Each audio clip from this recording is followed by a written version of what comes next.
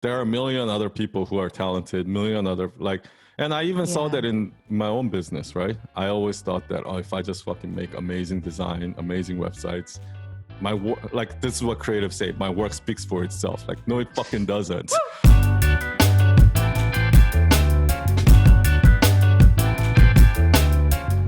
Welcome everyone to episode 5 of Authentic as Fuck podcast. Episode 5.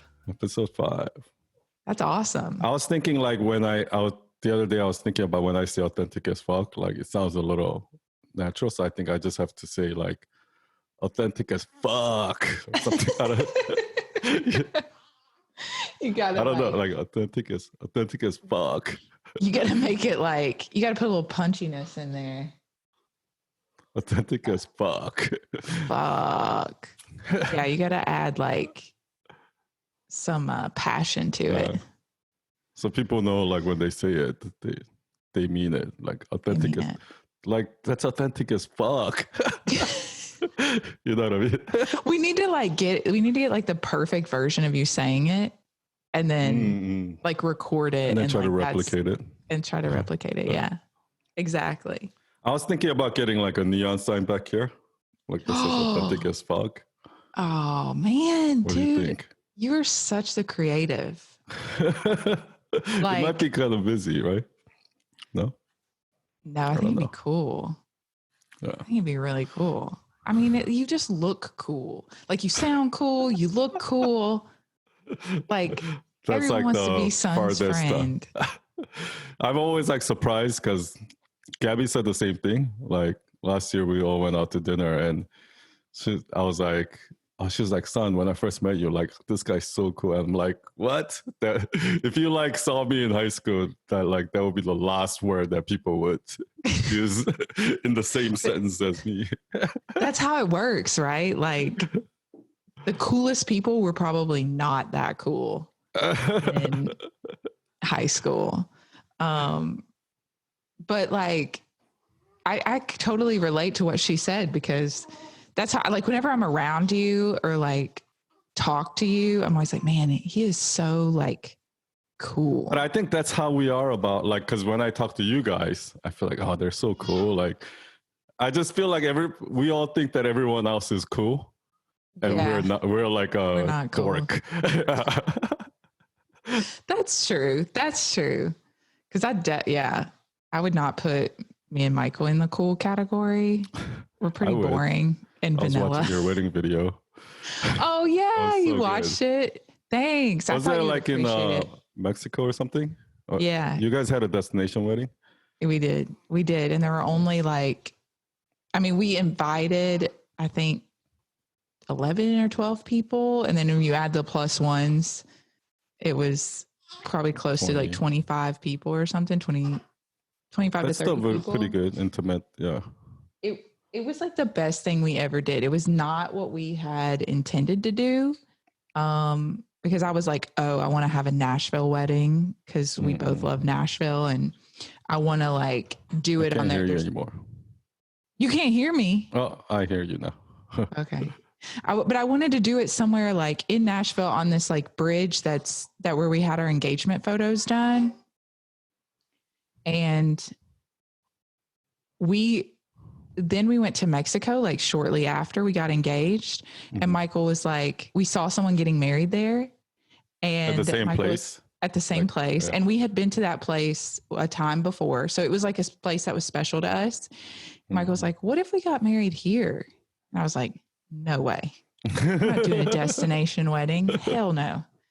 Some cheesy Mexico wedding. I'm not doing that. And why? That's so I don't know. Nice. I have no idea. And then once we went and we've got more information, and then I was okay, maybe that would be kind of cool. Maybe that's way more our personality. And I was able to surrender all of the decisions to the resort. So the only thing we outsourced, you could outsource everything. You could outsource your food, your photos, your decorations, video, everything. You could outsource all of that. Or you could allow the resort to do it, your flowers. And I was you know what? I'm going to surrender all of these decisions to the resort. So if anything goes wrong, I've already surrendered it. Like, I don't have to worry about it. Like I literally had an Excel spreadsheet that I had to fill out of like, I want this I don't see you bouquet. as like one of those, like those girls that are like, they're looking forward to their wedding day their whole life, and like it has to be like, I don't see you as like one of those people. So definitely not. The only thing I had an opinion on was the video and the video, not even the photos. Like, why the video? Because I knew that Michael and I would like want to go back, and I wanted to be able to relive that moment again, because it was so special. And so we made an investment we like researched and found this gal that does it. And this gal, she's awesome. I wish I remembered her name, but Love Rock's wedding videos. She killed it. There was a drone. She had all the things that I wanted. And you gotta have the drone. The drone. She picked the exact, like, she asked for like some of the music that we liked, and she ended up picking a song that was like, that was very special to Michael and I, that we didn't even tell her. You didn't pick it? We didn't pick it. We just said, these are bands that we like, and this is music that we like. And she ended up picking a song that really meant a lot to us.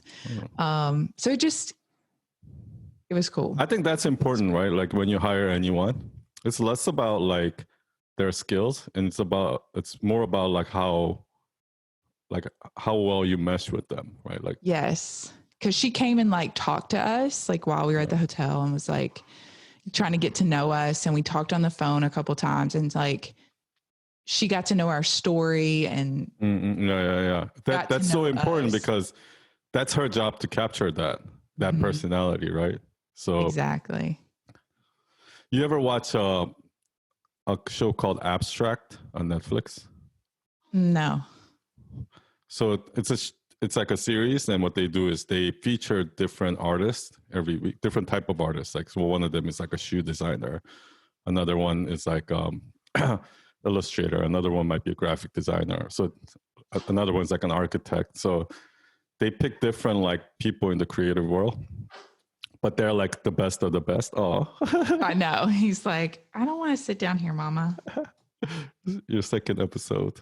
I know. Like my little sidekick. So they pick different artists. Oh, I know. It's like, okay, he's still hungry. Are you like breastfeeding him? Yeah. That's like the first ever in podcast history. I know, man. I have to like, the That's baby like has to eat, man. It's authentic as fuck. I know. Like, here we are. I want to be able to pay attention, so I have to feed him. He's like, cool. You're amazing. Thank you, son. Thank you. I don't even think like, I think I'm pretty authentic, and I think you take it to the next level.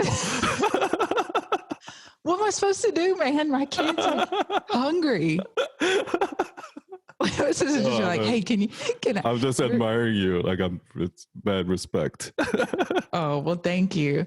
I'm supposed to be like, hey, kid, you're only like 19 days old. If you could just chill, I got this podcast to do. I'll feed you in a second. 19. Has it been 19 days already? Probably. Has it? I don't think so. Am I doing that wrong? Maybe I'm, because I moved and everything. Maybe my days are all fucked up. What? 14? Yeah, dude. It's like more than 19 days. What? 14, 15, 16, 17, 18, 19. It's 20 days. Oh, wow.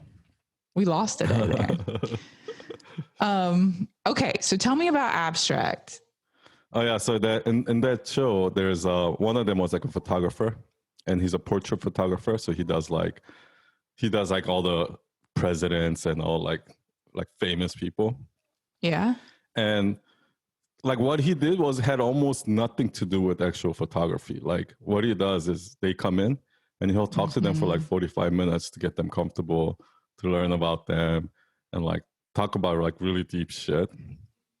And then even during, I think on some of them, he wasn't even taking the picture. Like he was just there talking to them. And then he would like try to capture the exact moment.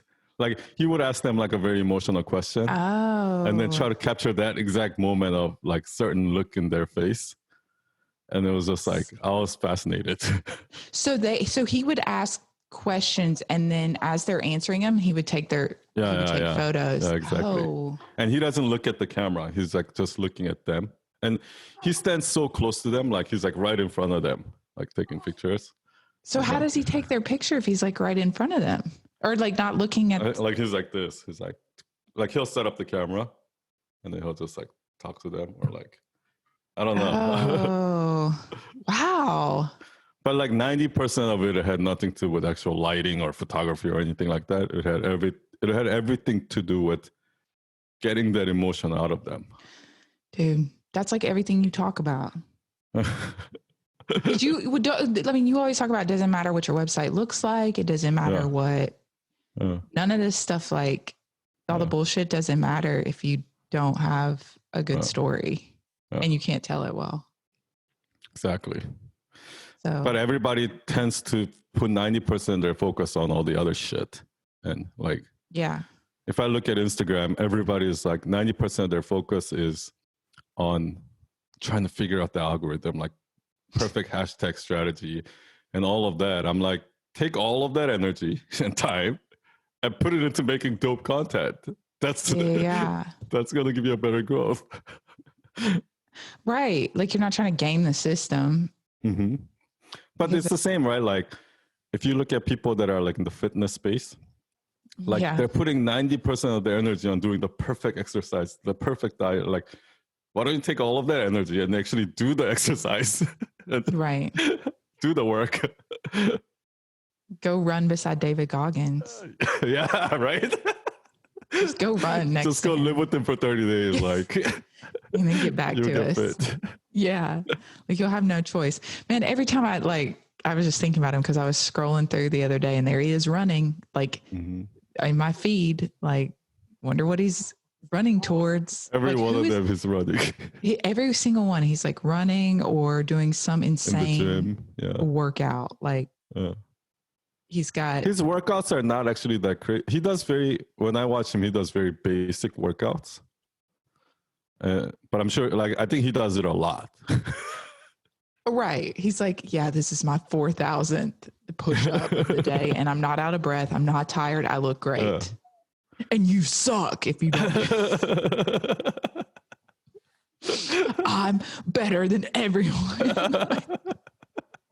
Like, I don't know that I get motivated when I watch him as much as I, like, get scared and feel... Or get entertained. I'm super entertained. Now, I will say, and I know that people probably won't believe me, but I did think about him and that he would have called me a pussy like while I was giving birth, because I was like, I didn't do an epidural or whatever. And I was like, what would fucking David Goggins do? He'd be in here saying, you can fucking do this. Quit crying about it and just fucking do it. Like there was a distinct moment during childbirth that I thought of David Goggins and what he would tell me. Like him standing next to you, like screaming like at saying, you. Like you are better than this. Like, okay, you're right. Whatever, David. I'm gonna have this baby. Like, yeah, he's awesome. I mean, he's a perfect example of why... Because he doesn't do any of that shit. He doesn't really go on social media. If you see him, he never replies back to any comments. Occasionally he does, but I think it's his wife or his girlfriend. Oh, really? He doesn't do any of his own social media. Like, he doesn't do like any of the marketing tactics that traditional marketers do. But if you look at his growth, right? That guy, David Itzler, like he invited him to go live with them for a month. Jesse, Jesse Itzler, like invited to live with him, and then like that kind of like that was like the first like public moment for him, right? And then it grew from there, and then he wrote a book and blah blah blah, and like, but that trajectory that his fame grew was like like unbelievable, right? He did it so fast, and now he's like way bigger than Jesse Itzler, right? I know. Yeah. So that just goes to show you that, like, it has nothing to do with the marketing tactics or anything like that. Mm-mm. Because some people just grow like that, even if they don't do any of the marketing shit. Right. So Right. Because they're putting out great content. yeah. And And I also think, yeah, go ahead. Well, people are interested in him. People are interested in his story. He has a great story. He found a way to tell it, and people His content connected is with him. It's just him being him. That's what people love.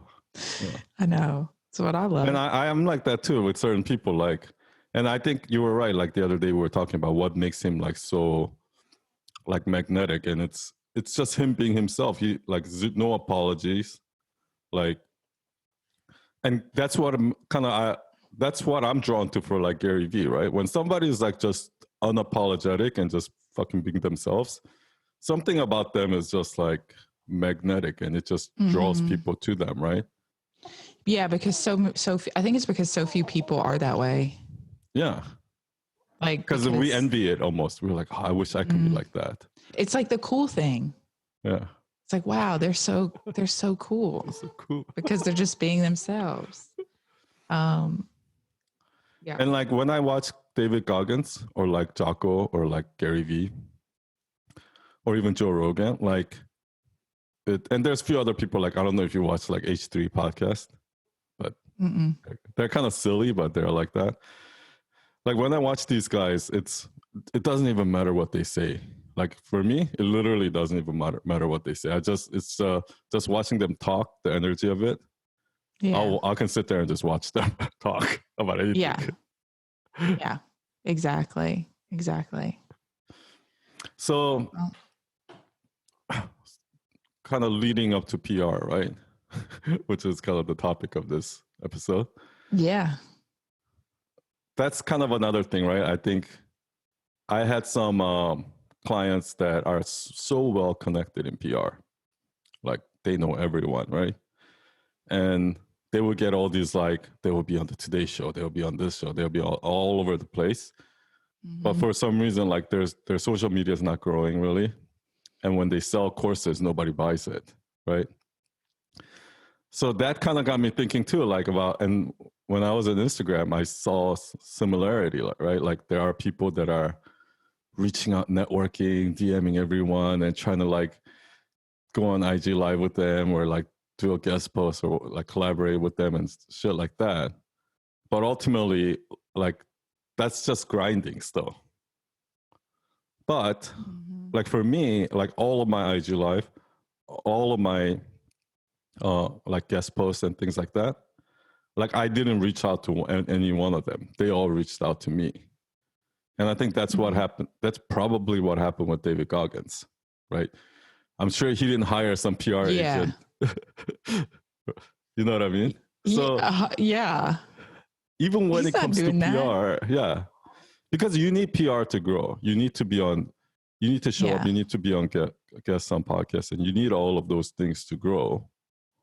But that doesn't mean necessarily you can force your way in. Because it's one thing for like, because like if I look at impact theory, right? Almost all of my clients have been on impact theory with Tom Bilyeu. But except for one. Michael. Future guest. But some of them, even though they've been on impact theory, they have they gotten nothing out of it. It didn't like propel them to the next level of their next stage in their career. But if I look at somebody like Mel Robbins, like so many people recognize her because of that. And the difference is that one person was on there and doing the same old bullshit interview, like, you know, like that whole pretentious shit. And then if you look at Mel Robbins' interview, I think it's like one of his top, other than like David Goggins, I think it's like number 2 or 3 most viewed interview on his show. Really? It's because she's so fucking authentic on that show. Like she And so it doesn't, like, you can be given that opportunity, but that doesn't mean everybody's gonna, everyone that's given that opportunity is gonna take off. Yeah. And that's kind of what I think a lot of people don't realize.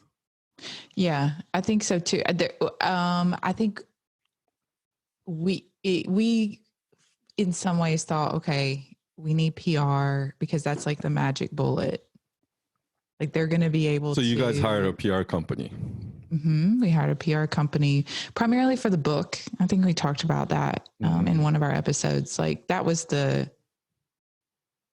that's part of the formula, right? Like if you want to be on the New York Times bestseller and you want to get all this exposure, like it was our first rodeo. We were like, okay, this is part of what we have to do in order to be successful, and we're going to make this investment. There were a lot of factors that came into play, like the pandemic was one, and it all lined up with the book launch. But I think, and I don't think that we would be where we are in terms of our messaging and the way that Michael interviews and a lot of the things that he learned, I would credit to the things that we learned in that kind process. Of a media training.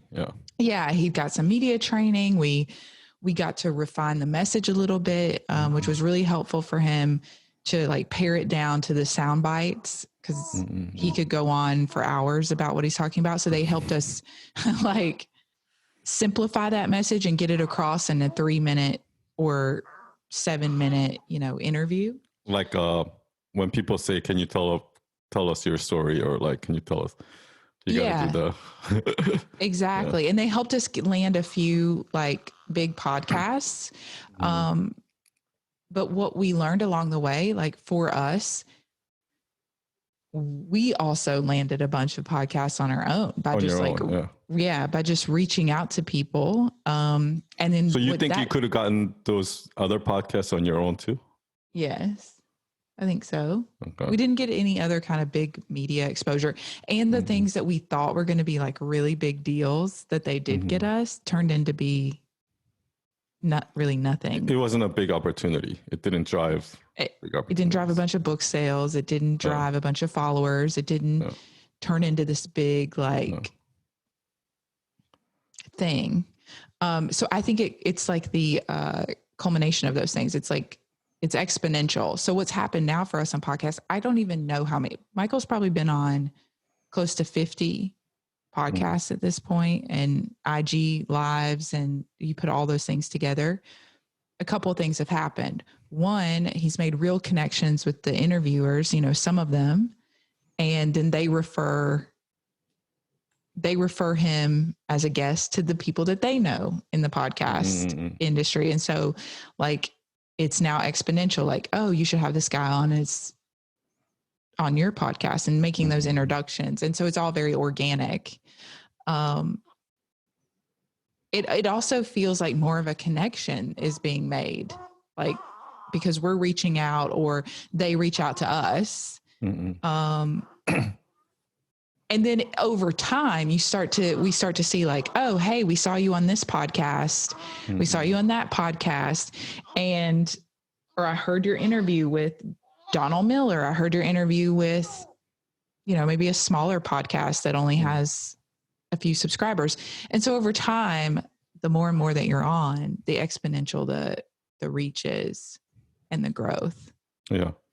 But I think we just had to do that. And we had to learn like, this is our formula for getting on a podcast. And this is what works for us. And it's also like, so that's part of it. I think most PR companies, unless you're like some of the top names, like the celebrity PR people, most of them is just basically, it's like a business development, right? Because it's just all connections, reaching out to people and things like that. Yes.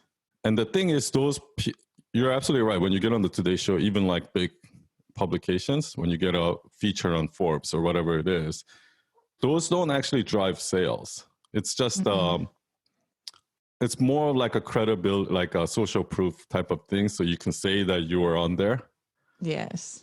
And that's kind of what PR, like if I think of PR agency or PR, that's what that is. I think the true PR happens when you're on a podcast like what Mel Robbins did or something like that. there are those moments, right? And you can't predict it. Yeah. It's just that I don't know. Maybe that day she just happened to be inspired, like whatever it is. Yes. Who knows? Yeah. And Michael has those. Like he has some interviews that are like straight fire. Yeah. And it could be just like how his day went. It could be how his morning went. Like you said, he could just felt inspired because a lot of these people are asking a lot of the same questions across the podcast. Yeah. And then some days he's got like these like super fire like answers. And I also think it depends on the interviewer. Yeah, no, I was gonna say they ask similar questions, but the chemistry and also, yes, the broad questions are similar. Yeah. But the best interviewers are the ones that are able to take an answer and kind of do an audible and like ask more specific questions around that. Yes. That wasn't in the books, like to begin with. Exactly. And it's very clear, like if an interviewer is prepared, if they like have their shit together. So something I've learned along the way is like most of like the legit interviewers do not need a pre-call. Like the best people that have like interviewed Michael don't need 30 minutes or an hour before like the newbies that are like, yeah, can we talk beforehand?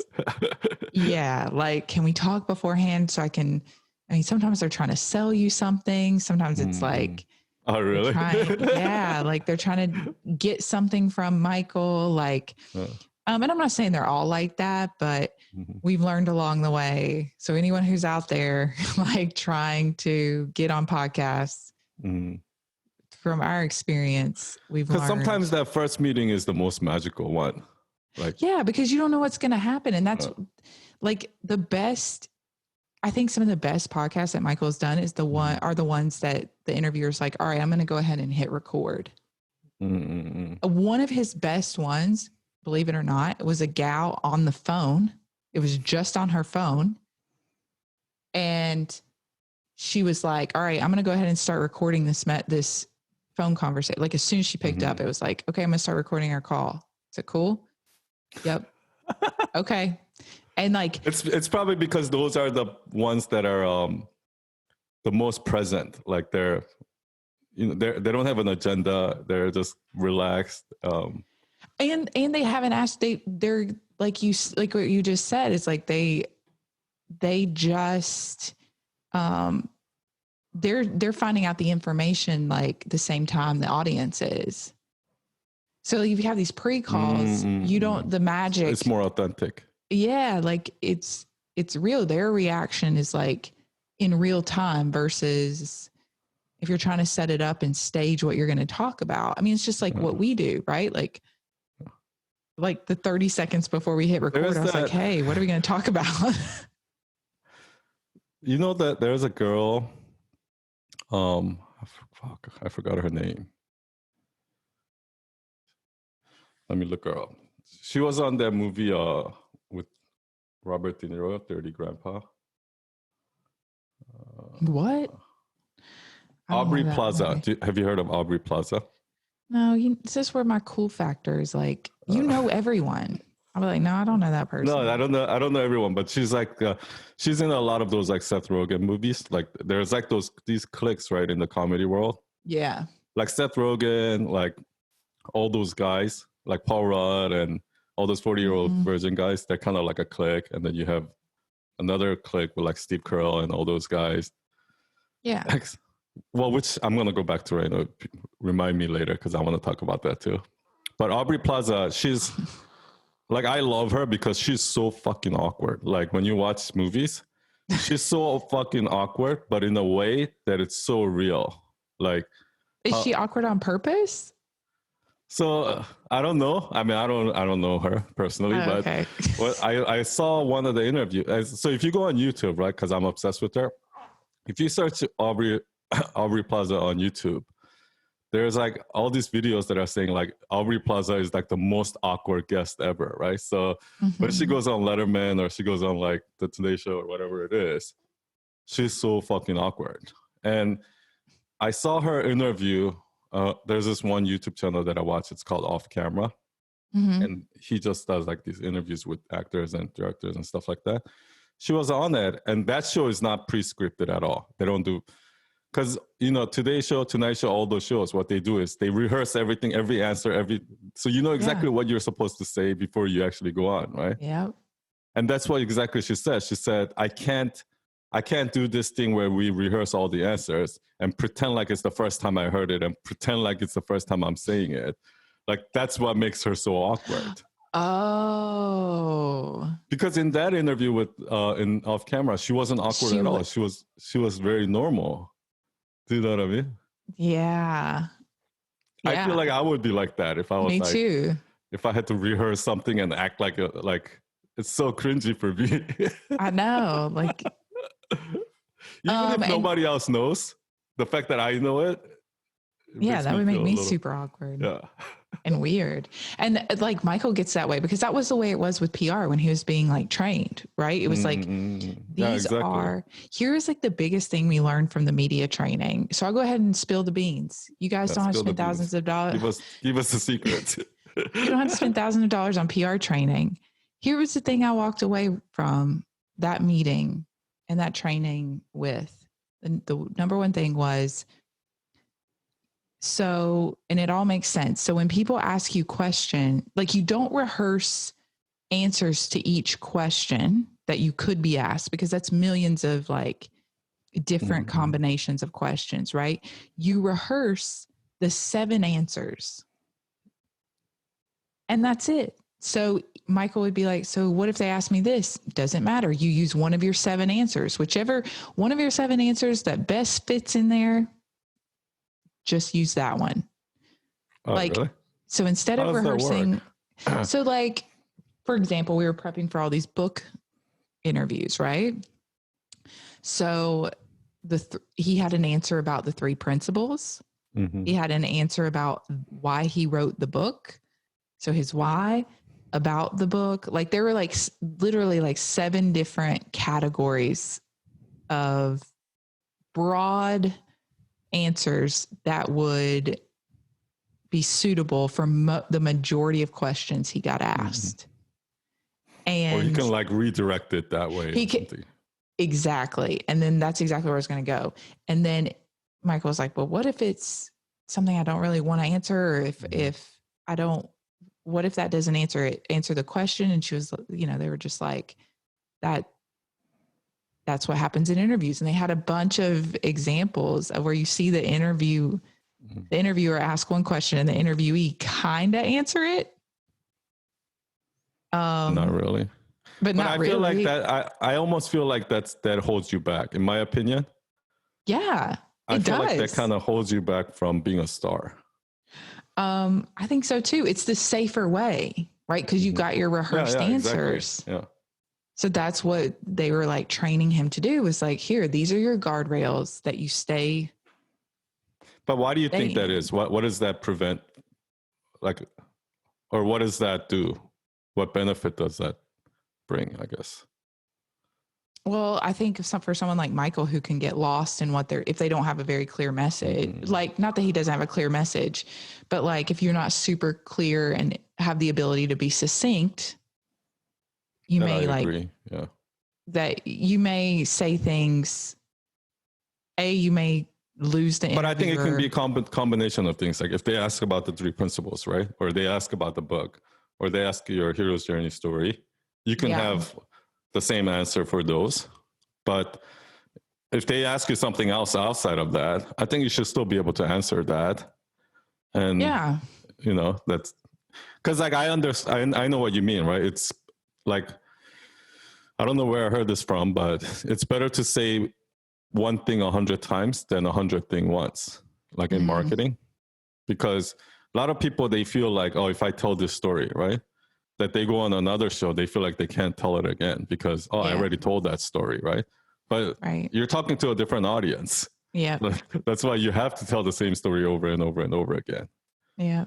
And I think a lot of people are afraid of, like he's saying the same shit. I already heard this before. But that fear is what's stopping them from saying the same thing over again. But that's actually what you need to do. That's what you need to do. Yeah. But I think you can, those questions that are like off, like that throws you off, I think those are actually can be gold. You know what I mean? I think so too. And I think we have found that like in podcasts, you have more freedom. He was really being trained for That's true. Like TV Like these like 7-minute segments. Yeah. The very short, like we don't have time to BS around. Like you better have your answer. And I think that's just why we've figured out like he's better suited for podcasts where he can tell a story. I've seen people get way more opportunities and exposure and sales when they're on a podcast than if they're on the Today Show, for example. Because like it's too general. It's too general. You don't have enough time to go in depth, and you're lucky if anyone remembered your name. Oh. Like if everyone that's watching Dr. Phil is like, like moms that are at home, like stay at home, like it's the audience that's probably not going to buy your, marketing course. Do you understand what I mean? Right. Because those people are working. Yeah. It doesn't matter how many like tens of millions of viewers he has. It's better to go on a podcast that has 100,000 subscribers that just talks about marketing than you're specifically talking to your audience, Exactly. And I underappreciated that, I think, to begin with. That's why podcasts, like for ads, I think some of the best way to get like ad money is through podcasts and they get like the highest conversion. And that's why like all these companies, like I'm sure like you've seen those like VPN companies or Quip or like, you see these companies that are like always on Joe Rogan podcast. Every podcast you watch, they're like talking about it. Yeah. They're getting shitload of sales because like the difference is like when you're on Instagram, you're flipping through. This is just one person out of 1,000 people that you're following. It's just a blip. You know what I mean? You don't have a strong connection with them. YouTube is a little bit better because you're watching these 5-10 minute videos. But on a podcast, you're investing an hour, 2 hours to listen to this guy because you're a true fan. That means whatever he says to buy, you're going to probably buy. That's true. Oh my gosh. I was going to say I never thought about it that way. You can say it. Did you look up to see if that .com is available? Oh no. Let me look it up right now. GoDaddy.com. Like, I love that you put that on the end of your videos now. Oh that is your thing. That really works. Oh, it's not available. Oh well. Did you put I never thought of it that way? Yeah. Maybe if I just take out I. No, it's not available. Oh. Sometimes people say I never thought of it like that. Oh yeah. Never thought of it like that. That works. But I feel like for me, getting very nitpicky, it's like you have this like different way that you're coming at it. Way is better. Way is better because it's like, oh. And maybe I can buy it from the owner. Yeah. Yeah, so that's one, like people started commenting that on my comments. And that's where I got the idea. If I were to sit there and try to come up with the tagline, I would have probably come up with something that doesn't resonate with anyone or whatever. Yeah. But when you actually listen to people, that's where the best shit is going to come from. I know, man. So cool. And my conversion rate went up a lot. I mean, I don't really check that, but I just happened to check it because I was curious, like if I never thought of it like that actually made a difference. Your conversion rate on using it where? As your tagline? So like if I have 1,000 profile visits, how many followers actually get out of that? Like how many people come to my profile and then hit the follow button, right? And that on that post, it was like 35%. So if 100 people come to my profile from that post. Wow, you got 35 new followers. 35 new people will follow. That was the highest that was the highest out of any post that I've had. What was the post content? It was something that'll make you say, I never thought of it that way. Was it not the Joe Rogan, but the Seth Rogen one? Where you talked about no, it wasn't that one. My videos actually like are shit. They don't do well. And that's another thing, right? Like if that same video was on YouTube, that'll probably be a different story.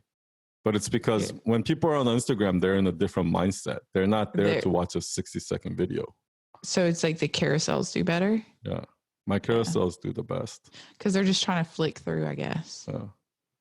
Single posts do even better, but you can't jam pack like information into a single post. Yeah, Most do you ever read. Do you do single posts? Just quotes.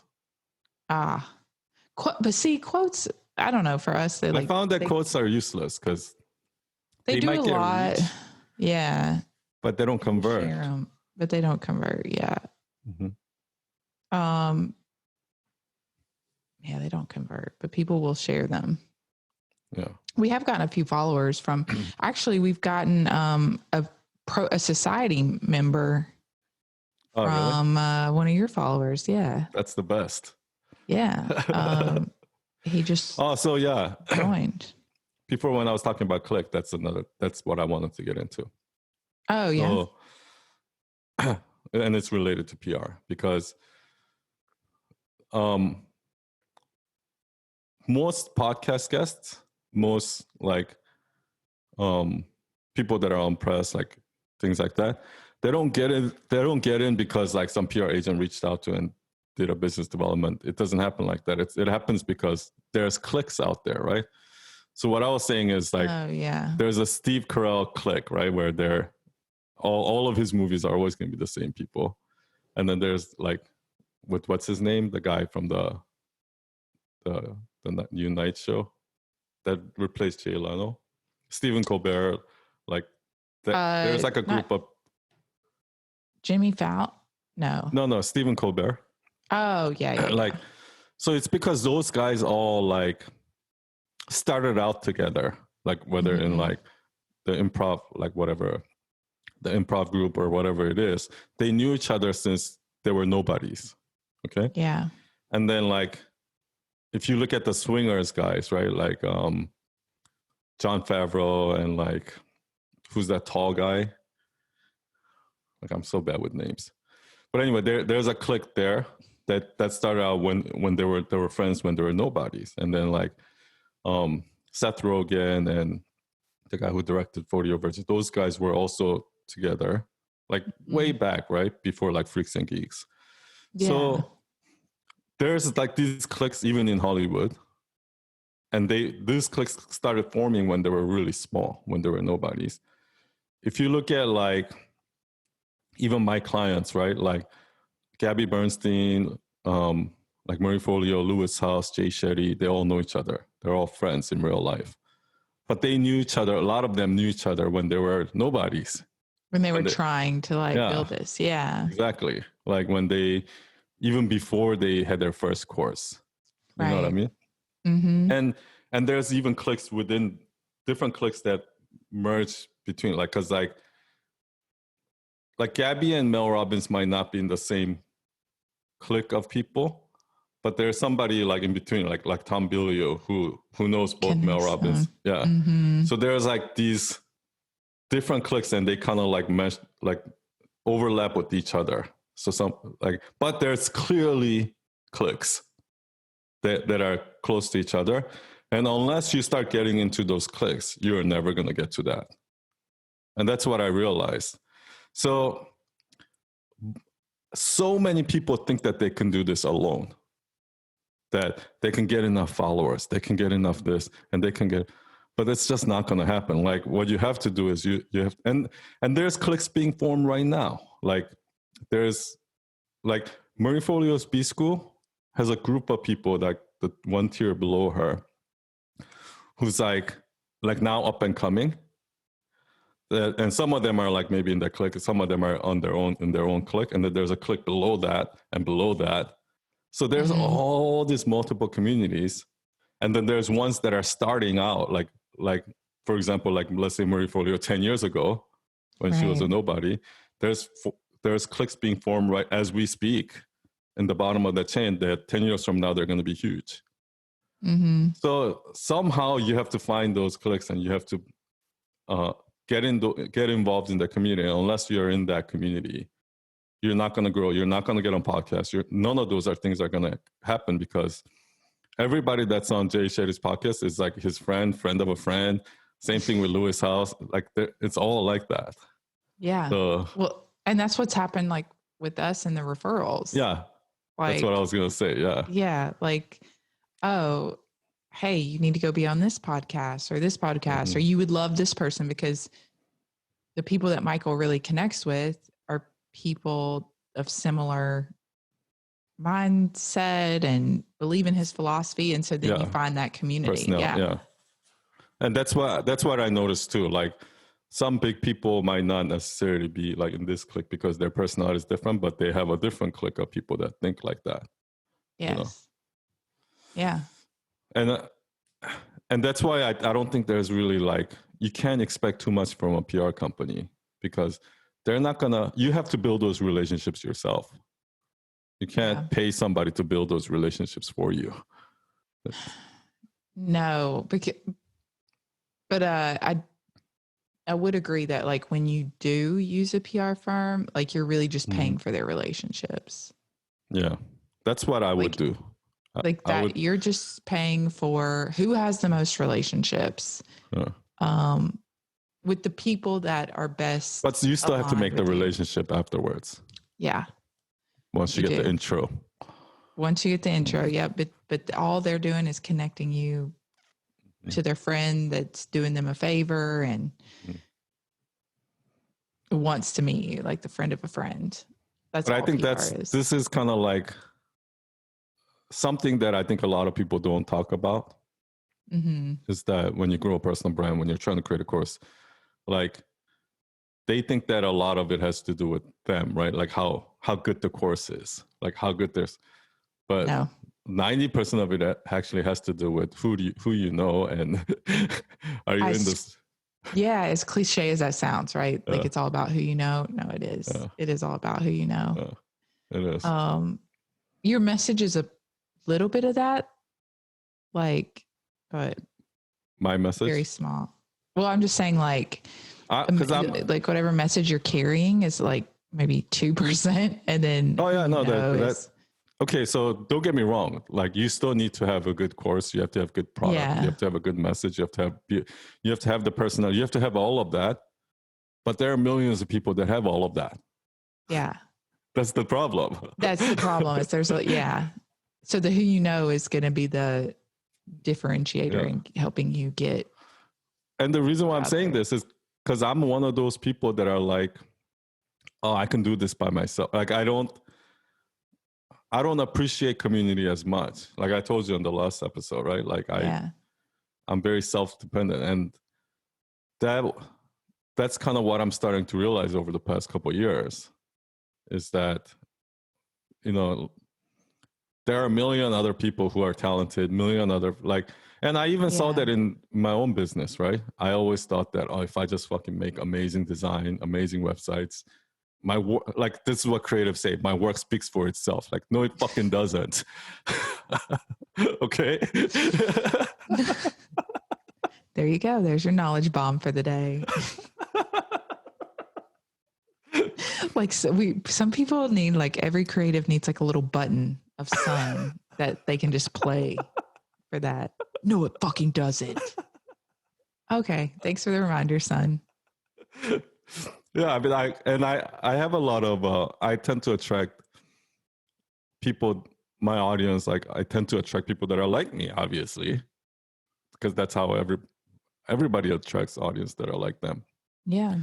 So I tend to have a lot of followers or audience that are also like that, right? They do phenomenal work. They're very smart.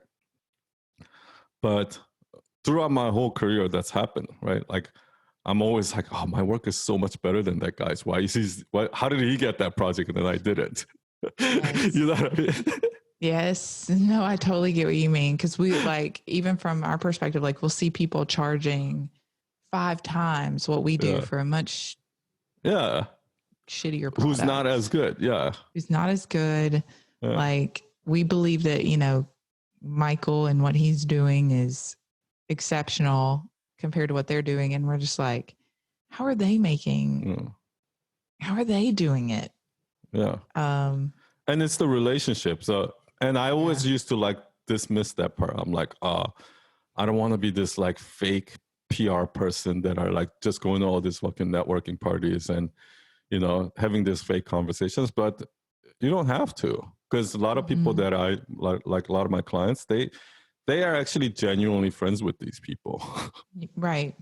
You know what I You mean? just have to find the right people, I guess. Yeah. It has to be the right people.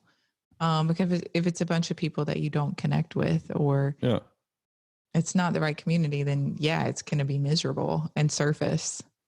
That's exactly it. You just, and not a lot of fun. Don't think of it as, I need to go to these networking parties, whatever. Just think of it as, I need to find people that are like me and just really, build communities. And I've kind of now on Instagram, I actually feel it, because it's one of those things where you say, it, okay, but then when you actually do it, you really get it, like you feel it. And what's happening, and that's also another reason why I can't teach something that I haven't done myself. Like but I think once I've done it, my skill is somehow taking that experience that I've done, I feel in my bones, and somehow teaching it to someone else. Because I think that's what most people are bad at. They might have done it themselves, but they don't really know how to explain it so that somebody else can understand it. Yeah. You know what I mean? But I think it's because they don't appreciate the struggle. Yeah. Very few people appreciate the struggle. So like if you can't, for example, if you are someone who really struggled to learn how to ski, then they can't put themselves in when they first started. Strugglers, yes. Yeah. Like, so someone that really struggles to learn how to ski is going to be able to teach someone much better. Than someone who just like put on a pair of skis and like did it. Just did it, which I'm sure there's people are out there. Yeah. But like Tiger Woods is probably not great at teaching people how to golf. Like I would not. That's why Michael Jordan was such a bad coach. Like right. Like I'm not gonna ask MJ how to play basketball because he's just gonna be like, I don't get it. Why you suck so bad? Yeah, you suck. I don't know what to tell you. Just play better. Just play better. Like, it's one of the reasons that actually, like Michael, like I very naturally am in tune with my body and can like lift weights and do proper form just by someone like telling me what to do. And so it just comes very naturally, like knowing how to do that with proper form. Michael really struggles because I'll be like, what are you doing? Like, stop doing that. Like I have the hardest time trying to teach him because his mind body connection isn't. Because you can't relate to how. I can't relate to not knowing like, okay, you should feel that in your bicep. Like, do you not feel that in your bicep? He's like, I don't know what that means. So yeah, if you can appreciate the struggle or can remember what that struggle was like, then it's easier. That's why I think teach. It's good to attract. So for Michael, he can probably teach that because he struggled with it. Right. It's not other people who struggle with it. Right. So that's why it's so important to be authentic, and you're going to attract other people that struggle with the same thing you struggle with. Mm-hmm. Which is like, for me, it's that, right? Like building communities.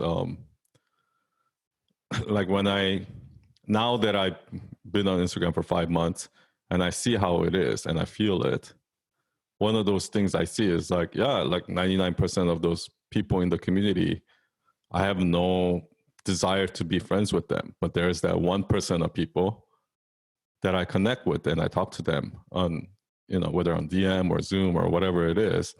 Right. They're so like me. It's mind-boggling to me because some of these people live in like Brazil, or they live in like countries they barely even speak English.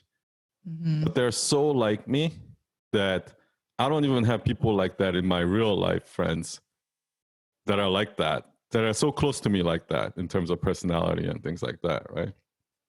So that's interesting. It has me thinking about like, okay, what is that one thing that connects you? Because like, think about the 12 steps and like the program, right? Like sponsorship.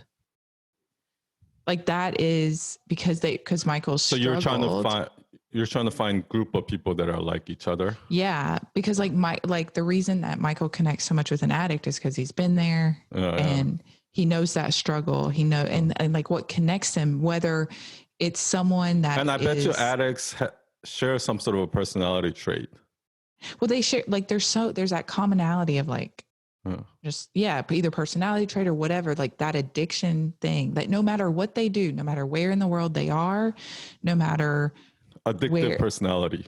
Yeah. No matter what job they do, no matter all these external factors don't matter, but they're able to connect on this one single thing. And it's like they weren't strangers ever at all. And it's like this amazing connection. And it sounds very similar to what you're talking about. It's like there's something. It's even hard to. It's like what we just said about that. If we rehearse an interview and we try to do it, that's just like we can't do that because we feel so awkward. Like not everybody's like that, you know? Yeah. Like there's something about our personality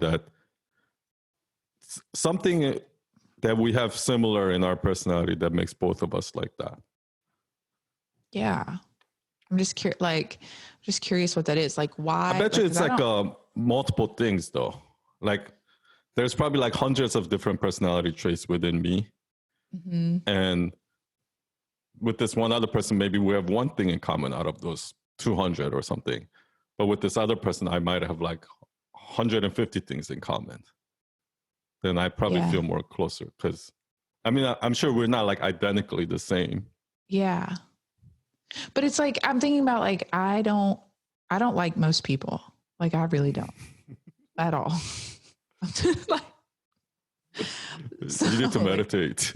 I need to meditate. You know what? It's just, it's not that I don't like most people. That's probably the wrong word to use. It's that I just don't have genuine connection or want to talk to most people. But you are someone like, I'm like, okay, what is it about Sun that makes me, I've asked Michael this before. I'm like, why do I like Sun so much? Like, I really like Sun. I want to be his friend. I want to talk to him. So we share something, maybe we share. Yeah. So is there like, what is that thing that is the most that the thing that Michael and I've concluded is just that you're like an authentic person, and that I know that I'm not getting a version of you. I'm getting like you, which is easier for me to connect with. That's a personality trait too. Yeah. Because some people don't like that. Yeah. I think it makes some people incredibly uncomfortable. Yeah. They like want me to be fake. Yeah. It makes like, isn't that interesting that like being ourselves can be so uncomfortable and make other people uncomfortable? Yeah. I know what you mean, but I love that when somebody is like being uncomfortable and making everyone else feel awkward. I actually love that. It's the funniest thing. Do you ever call them out, or do you just silently observe? Yeah, no, I call them out, and I totally get authentic about it, and that actually makes it less awkward. Mm-hmm. Because like I struggle with that, right? All throughout my high school, like I try to learn how to be cool, right? I try to what is I'm always so obsessed with what's the social norm, right? So I don't stand out, or like, so if somebody does if some awkward situation happens, how do I fix that situation, right? Like kind of like some sort of a social skill, right? Yeah. So that's why I think even though I'm an introvert, I'm not as awkward as other like geeks, like gamers who like, if I look at other programmers, like I started out as a programmer, right? If I look at other programmers, gamers and things like that, they're so awkward. They just have zero social skills whatsoever. But I've learned that like through high school and college and stuff like that. But now what I do is like, you don't actually have to force it. Because back then I tried to force that. I try to force it to make people feel comfortable and things like that. Yeah. But now you can actually just be authentic to make people feel comfortable. So if somebody says like a weird joke, you can just try to ignore it and then like, you know, like let it pass and then start a new subject. Or you can call them out on it, and that actually makes it funnier and more authentic. You're like, that was really weird. Yeah, that's true. That's true. I mean, I guess I appreciate that in most people. It's like, do you do that in every setting though? Do you do that with like your clients if your clients are being like super awkward? I try to do it as much as I can, but yeah, if I had a choice, if I can control that, I probably would want to do it 100% of the time. 100%. But you know, I'm still human, so you know that fakeness like always creeps up, right? You're human? Yeah, I'm human. I would have never. I'm not a Martian. Hey, was that a Lil Wayne call out?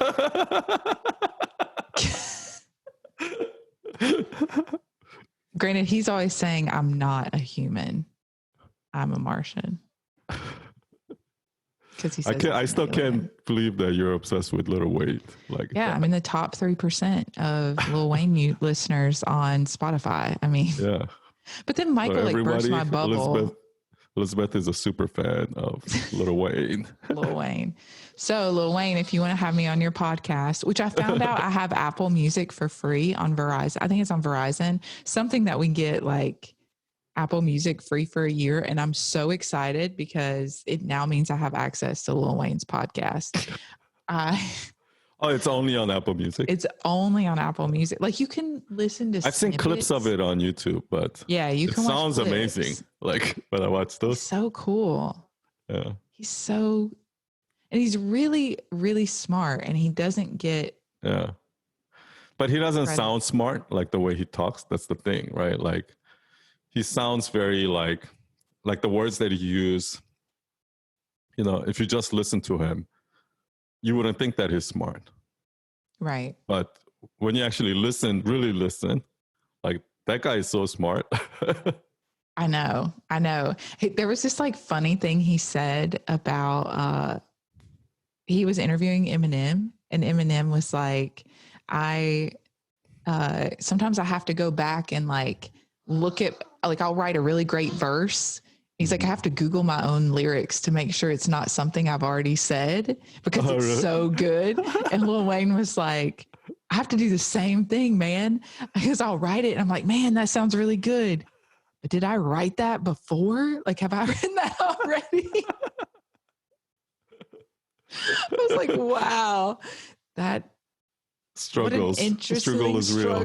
Struggle of like a rapper, a really great rapper. Okay, but this was something I was going to ask you that talking about being authentic, and I've seen you post things about this before, like where you say like, if you're going to send me a DM, like don't let the first thing you send me like be an ask, like, hey, do this, or hey, would you follow me, or hey, whatever. So like we get messages all the time from these companies and people that it's clearly like a auto-generated email. Mm-hmm. Like it's clearly auto-generated. You've tried to personalize it, but you're asking, like we got what made me think of it is we got one yesterday that was from a PR firm. That was basically like, let me be your PR firm. And then at the bottom, it was like, P.S. I love your Instagram. Like it was so generic. like so generic, so clearly trying to be personal, but wasn't. Mm-mm. And at the end of the day, it just like, Michael and I both were like, can we just like troll this person and like respond back to them? We can just be like, seriously, dude, like this was the most inauthentic email ever. you probably get it all the time on LinkedIn, right? We get like it LinkedIn all. is worse. Yeah. Oh, LinkedIn. So Michael actually wrote a post yesterday or 2 days ago about, is anyone sick and tired of getting invites of people that just want to fucking expand their network? Because I am. Like every day it'll be like, hey, I saw your profile. Like there's at least 2 to 3 a day. Hey, I saw your profile. We look like we have similar interests. I'm expanding my network. Can we connect? And it's like marketing works like that. Like they've somehow heard that like don't go over asking the first one. First build relationships. So now they come up with an automated message that they think is going to build relationship. And it's just like on and on and on. Well, we actually, in one of our email sequences, we put in there like, and Michael's so good about this kind of stuff, but he put in there a line that says, yes, this is an auto generated email, but I want you to know I actually do read every single response. That's but I think he said, yeah, like, because it was like asking for his feedback, like asking for feedback or something. And he's just like, okay, let's be real. This is an auto-generated email. Yeah. But you can, for me, I can always tell when, because there are certain people that I know is just, I'd rather you not respond back to me than respond back to me with an automated email, right? Because there are certain people that like I would never expect to respond, but they respond, but it's like an auto-generated, and like I just completely lose respect.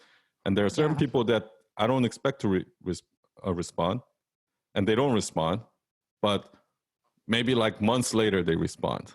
Yeah. And that actually like because it's personal. It makes me feel more connected because this is real. Yeah, they actually wrote me an email back. Yeah. I don't know. That's just a side note on how annoying it is to get these I guess that DMs it's kind of like this, right? When it comes to sales, right? I feel like right now we're at a place because we've never lived in a world like this before, where like we can literally be connected to anyone like across the globe, like in an instant, like such an easy way that before, I think when that connection was so hard, every opportunity you get to meet or talk to somebody, you're going to ask for the sale, and that person's not getting bombarded. But like in a world like this, it's more important to actually make real connections. So, you know, the whole like email like 2,000 people or like reach out to 2,000 people, you know, hoping to get like 10 interviews on the podcast. Like, I feel like that doesn't work because, like I said, because these people are all in, like, you're not going to be able to grow without that community, that clique. Yeah. So it's more important to actually like focus, like pick those 20 people that you really connect with and consistently reach out to them and become friends with them first. And that's kind of going back to what I was saying about how I feel it now in Instagram. And now I really know it. Before I was hearing like, oh yeah, it's all about who you know. Like that's become a cliche, right? Like, oh, it's about who you know. No, duh. Like you're the first person to tell me that. That's another button on the Sun button. Duh. But now I feel it, right? And as cliche it is, what I've done is I've reached out to people that I really actually like the content. I feel like this person has some similarity, or this person is not like everybody else, right? Yeah. And I would have genuine conversations with them. And sometimes like I'll be DMing them for like 2 hours. Wow. And I built real relationships like this. Yeah. On Instagram, and only with like handful of people. It's not like hundreds of people. It's maybe like 20, 30 people, right? But those 20, 30 people, I don't think I could have grown without those 20, 30 people. I guess is what I'm saying. Because that's my IG clique. Right. Right. And you establish like real connection, real community. And that's what the intent of social media was. Yeah. not to try and like trick the algorithm. Yeah, that's true. So we Like, just need to use social media the way it was intended to use. the way it was intended to be used was not to sell or do any of these things. It was to like to leverage this amazing ability to connect with anyone around the world in an instant. And if you use it the way it was intended, then you're going to grow. Yeah, exactly. So I guess you can everyone who thinks that like their work speaks for itself, like it's you need to be part of a community. There's no way you can grow without it. Duh. Like, for example, like Michael is kind of part of that community of like recovering addicts, right? And that's his people, and those people are the ones that are going to help him grow. Yep, exactly.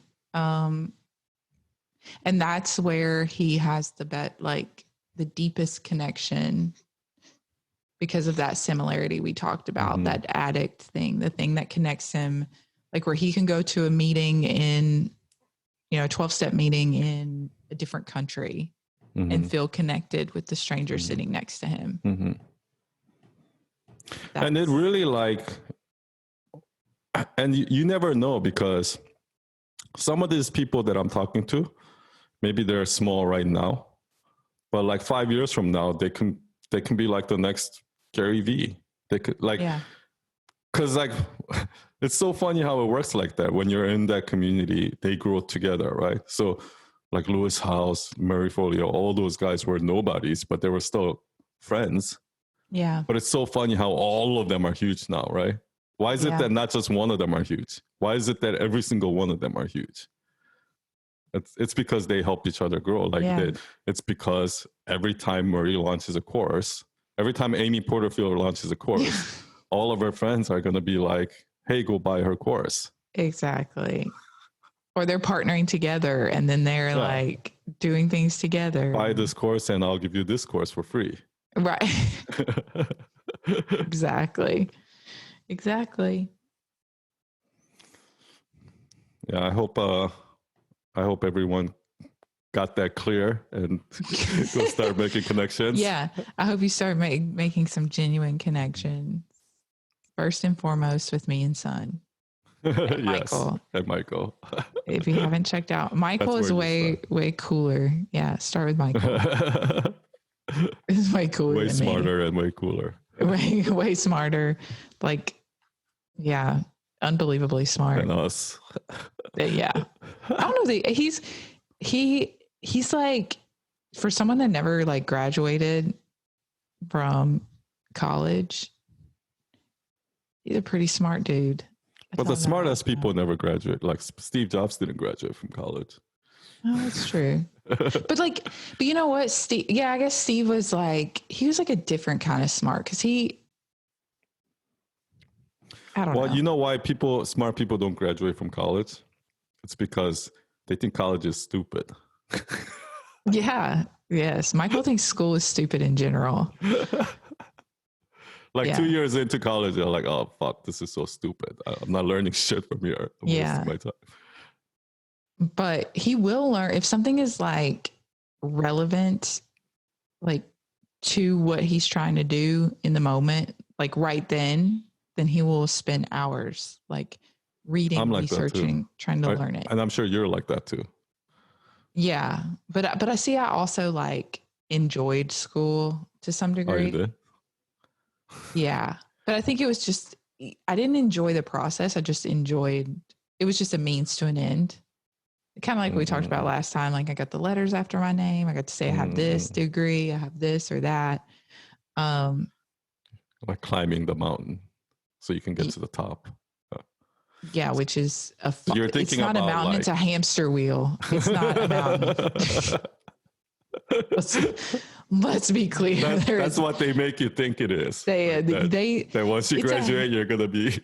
Yeah, it's a mountain that looks like a hamster wheel. Or wait, no, it's a hamster wheel that looks like a mountain. That looks, until you get to the top, you realize that. Yeah, it's a There's no facade. top. Yeah, there is no top. You just keep going, man. Keep going. You'll never reach the top. Sorry, I'm bursting everyone's bubbles today. But Just it's hard telling for me to you. say, like, I want to tell everybody, like, just quit school. But it's hard for me to say, because if I was in school, like, is it really that easy to quit school, right? Like, I mean, now looking back, yes. But when you're actually there, you Yeah. feel a little bit of FOMO, like, oh, if I don't have a degree, I'm probably not going to be able to I don't have a backup plan and all that shit. Exactly. And I don't know, like for me, it all worked out the way it was supposed to. I'm glad You I went to enjoy doing Goggins. what you're doing better than like when you were working at a hospital? Son, yes. Yes, I don't like having people tell me what to do. And so, like, I think a lot of people hate are like that. that. Within like the first, but some people like the security and the structure that comes. Actually, no, you're right. Most people that. actually love being told what to do. That's why, like, when I go camping because me and my team, we do like the annual camping trip and annual ski trips and all of, or I always do these kind of big group trips with friends and stuff like that. Yeah. Whenever we're in a group situation, and I don't know if you noticed, but when you're on vacation and you're on a group tour or something like that, right? Whenever something new happens, nobody ever wants to be the first. Nobody wants to lead, right? They're all waiting to be told what to do, right? Exactly. And that always happens. So I think majority of people actually loves being told exactly what to do so they don't have to think about it. That's what we've learned in the program that we've built with Michael. And I have to totally tell him that all the time. It's like, you can't leave it open-ended. You have to tell everyone this is exactly the process to do. There can't be any room for interpretation because people are paying you to tell them what to do because they clearly can't do it themselves. But Michael thinks that because he doesn't like being told what to do. Yeah. He thinks other people don't like being told what to do. Well, or that they will just know, like they should just know. Well, no, they don't fucking know. That's why they need you to tell them what to do. They're paying you to tell them. That's why call to actions work. It's like, oh, duh, obviously you're going to go buy it. But no, they don't. Exactly. So tell me what to do. So yeah, I hate being told what to do. Yeah, I'm actually learning a lot about that when I just recently, like, we launched this teacher's course for Baptiste. It's a yoga teacher's course. But when I went through the whole program, it's actually a lot of it also applies in real life, teaching anything. It doesn't have to be yoga, right?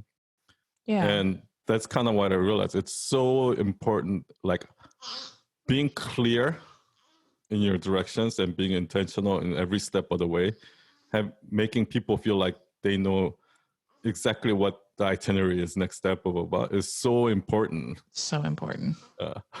They want that, man. People crave it. Yeah. And yeah, me on the other hand, I don't want the agenda. I don't want your itinerary. Tell me what the outcome is that you're looking for. And I'm gonna figure out how to get there. But I don't need do this. Like, I'm someone that I always did not follow directions, always effed up in math because there's you're supposed to follow the formula exactly. You're supposed to multiply before you add, okay, I know. So you have to show your work. Yeah. Yeah. The rules. Yeah. I always hated that. I'm someone that'll start at the end of a test instead of the beginning.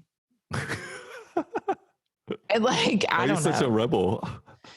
I don't know. But you know what? If there are things that I appreciate, like wearing a seatbelt. I'm all about wearing a seatbelt because that makes sense. That rule totally makes sense. Because it's going to keep me safe. It's going to keep my family safe. But if I don't understand the value, I don't. You're the problem. You're the reason why it's hard for governments and organizations to set, because the way you make things efficient is by setting a process and everybody just following their process, right? And as soon as majority of people stop following their process, it doesn't work anymore. Me and you are the reason why processes don't work. Because there's probably a better way. Probably whatever process the government set up is the most like. We're the ones that walk into DMV like, oh, this shit is stupid. Like, why do I have to do it? Yeah, exactly. Exactly. I am that person. Like, this is the most inefficient process ever. But I think if everybody was like that, I think it'll work. If everybody can think on their feet and make quick decisions and just be smart, it'll work. But in a world where like most people are just wanting to follow rules and follow a process, it's not going to work because, you know, like for example, when you're like in New York City, right? Like what's so annoying is that, you know, like cab drivers, like if there's like everybody's waiting in line and then there's like one lane open here where people are supposed to park, like I'll see a cab like just cut everybody and go all the way to the front, right? And then everybody else starts doing that. And it just like fucks everything up, right? So those people. But if everybody's smart enough to know that it has to be first come, first serve in order for it to do that, then it'll work. But as soon as like there's that one rule breaker or whatever it is, it's not gonna work. So I don't know. Yeah. I don't even know if that makes sense, actually. No, it does. It does. Like any kind of traffic, like when you've got that one person who like, that's a perfect analogy, like, or metaphor. I never know if it's analogy or metaphor, but like the one person who F's it up for everybody. I think it's an analogy. I think this one is more of an example. It's neither metaphor or analogy. Whoops. Duh. I need my sun button. Duh. Like I do want, like on this mixing board, I want to be able to put like little like a soundboard. Yeah, I want to be like little sunisms that I can like play, like during the when we're on the like a radio show. Like yes, I need the sunisms. My game. One day we'll get there. Game over. I told you I want a whole. Yeah. Once you get their email, game over. Okay. There's just like there's so many like sunisms that I want to put on a wall or somebody started doing that. Like somebody took like one guy on Instagram started like collecting quotes from people. Mm-hmm. He said he's going to start posting it, and then like another guy took a quote that something that I said on the Instagram live that I don't even remember, and then like created it to a quote and posted it on Instagram. Man, do you feel like a celebrity? I mean, no. I feel like a fake celebrity. A fake celebrity. That's awesome. So, well, what's our conclusion? What was your thing about? Oh, for PR, like the best PR you can get is through your own community, like through your own community, building relationship with communities. Yeah. And you're never gonna you'll never get there. Yeah. You'll never get there alone. Like you can't pave your way there. You just have And so if you're an introvert, I'm an introvert, and I'll still be able to meet people and build my little small circle of clique of other introverts. Yep. Same here. I'm an introvert too. Yeah. So Michael is supposedly an introvert. He says. Oh, Michael's definitely an introvert because like the way you can tell is like because introvert and extrovert has nothing to do with like being shy or outgoing. Okay. It has to do with like your sensory. Like introverts notice everything. Like they're more sensitive to. Their senses are more sensitive. So like if you go outside and there's a lot of people, like they're constantly getting overloaded. Like if there's a lot of noise or whatever it is, they notice everything, right? So because of that, their brains are constantly just like going, like trying to process all this information. Okay. So they get tired fast when they go to a party or something like that. Yeah. Whereas in extroverts, their senses are much lower. So I have a friend who's like a super extrovert. And in New York City, like we'll go out and we'll walk and I'll see like some crazy guy doing something over here, and I'm like, dude, did you see that? And he's like, what, where, right? Like he doesn't notice anything. Do you know what I mean? Yeah. Like, Okay. So this makes a some lot more naked sense. guy could be walking across the street and he won't notice it, right? Until you point it out. Right. So what ends up happening is, so he thrives on those sensory, like when he's at a party, like to him, it's like, that's what he needs, right? Otherwise he gets too bored, right? Because to him, it's like nothing's happening. Yeah. So what ends up happening is, because we're like this, we don't like going to these parties. Those exhaust us. So throughout our entire life, we never learn the social skills. Do you know what I mean? So that's why people think we're shy, right? But when it comes to like one-on-one relationship, and because we're so attentive, like we can sense those emotions and all of that, we're actually better at building relationship much more than an extrovert. But because extroverts are out there and outgoing, and like they always need to be around people, that's why people think that they're better at building relationship. But it's actually not true. Like Gigi's a super extrovert, and like we move into a new building, so like she already has like 20 friends right away, like in a week. Really? But the thing is, but she doesn't have as deep of a relationships that I have with my friends. Okay. This makes sense. You see, you're so wise, son. You're so wise. I learned something today. I didn't know that. I mean, that makes sense. That makes sense. Because you're not a shy person. Like, no, introvert has nothing to do with shyness. Yeah. Okay. That makes sense. Like, but I do notice everything. Like I get over, like if I'm at a restaurant, I can hear like the one person who's like tapping their fork on their plate or something like across the room. Exactly. So that makes that. What is that sound? And my friend would be like, what sound? What sound? Yeah, I don't hear anything. But yeah, okay. Michael probably has a little. Is there like a scale? Yeah, it's like it's not like black and white. There's like it's like a gradient. He's closer to extrovert, than I am, because there are moments where he's like, "Wait, what?" And there's like certain traits that I notice, like a lot of people that, I don't know if a lot of my followers are introverts, but a lot of people I talk to are introverts on Instagram, and they're like, there are certain traits, right? They tend to overthink. They're perfectionists. There's a lot of like things that I have in common with them. Yeah. You know what I mean? Yeah. But I'm telling you, people are surprised when I tell them I'm an introvert, but you can be an introvert and still build communities. You can still build those relationships. You can still, join a community, all of those things. Yeah, exactly. So do that instead of hiring a PR agency. Do that. And you're welcome. We won't charge you for this episode. Yeah, this one's on us. This one's on us. But we do have a course launching where you can learn all the secrets. Yeah. Just kidding. That's going to make you 7-figure income. Yes. Overnight. You're going to make it, like, you will be a millionaire tomorrow.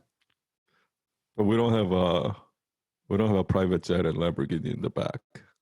So I don't know if they're going to believe us. I don't have like $100 bills that I'm just fanning myself and my child with.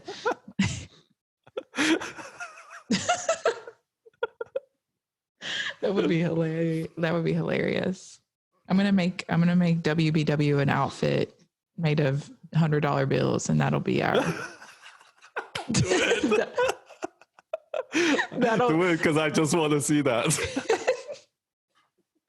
That will be our like advertisement. You put that on Instagram, baby. It'll go viral. Buy our course now. Swipe up for more details. You want your baby to be like this? Do you want $1 million baby? Swipe up. Buy our course. We've been talking for a while now. I know. Probably everyone's bored. We went all over the place today, but we do have our lesson for today. So And I really want a soundboard with sun bites. So Yeah. I'm going to figure And out. I'm going to I keep forgetting to do it, but I'll do a question sticker. So we get some questions for next week. Oh, yeah. Yeah. Were there any on the, I guess I didn't see any like come through in the comments. No, but I was going to do like on the stories, like, ask us and then they can send in questions. But I forget. Yeah, so, but I'll do it don't forget. Week. Yeah. Okay, that sounds good. Yeah, so next week we'll answer some of your questions. Thank you, everyone. Thank you, Elizabeth. I feel like it would Always be cool if we had like a music right now, like outro music. You can add that, right? Like, aren't you in control of that? See, that's why we need the soundboard, so I can like start playing it. Yeah. I'm gonna be like the little producer. So I know to like. Okay, it's time to wrap it up. It's like the Grammys. Yeah. Like wrap it up. Or what is that? The Oscars. So they're like, come on. They start playing music. It gets louder and louder. I still want to thank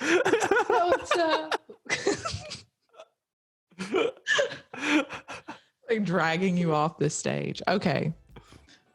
Love you, son. Love your new place. Thank you. We'll talk soon. Love to everyone, babies and Michael. Baby's down here. He's asleep still. And right, love you, everyone listening.